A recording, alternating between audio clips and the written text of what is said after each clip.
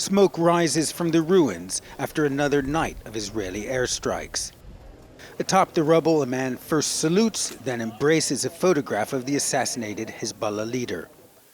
This is just one of the latest buildings struck by Israel in the southern suburbs of Beirut. For the last 10 days, the southern suburbs, as well as South Lebanon, the Bekaa Valley, have been pummeled by Israeli airstrikes. And now, according to news from Israel, an additional division is being deployed to the northern border in anticipation of what could be a full-scale Israeli invasion of Lebanon.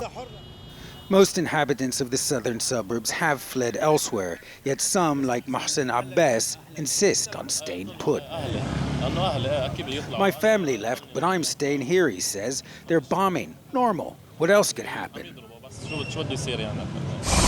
Wednesday, Hezbollah, fighting on its own rugged turf in South Lebanon, inflicted heavy casualties on Israeli forces that crossed the border. Hours after, its ally, Iran, rained down missiles on Israel.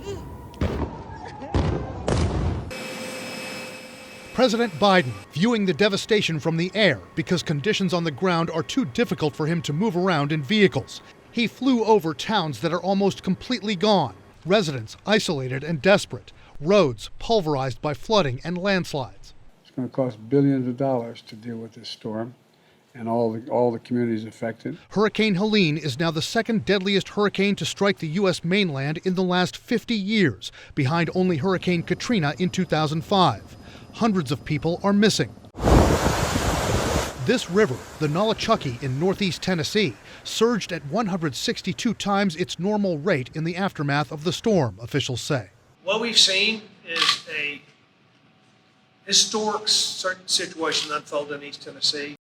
Along that same river, at the Impact Plastics factory, 11 workers were swept away by flooding. 5 were rescued. 4 are missing.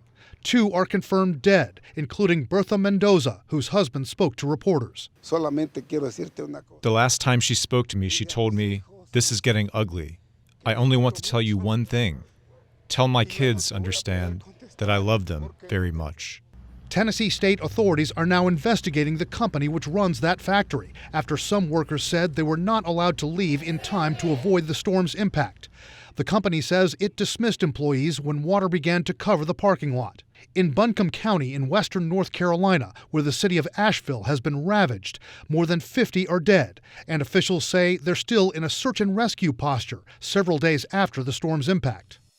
Not a good year for the value of these two Musk companies. Let's start with X. Investment giant Fidelity publishes regular updates on what it believes its shares in X are worth.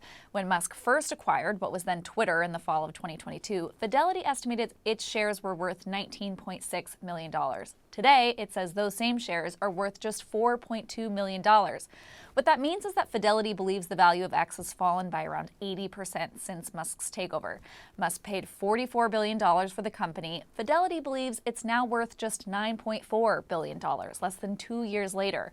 Now, on Tesla, the company actually reported its first quarterly sales increase this year this morning. Its sales were up 6% from the same quarter a year ago, but year-to-date sales figures are still down year over year because the prior quarters were so rough. Tesla is facing steeper competition from other traditional automakers who have gotten into the EV business and Chinese automakers.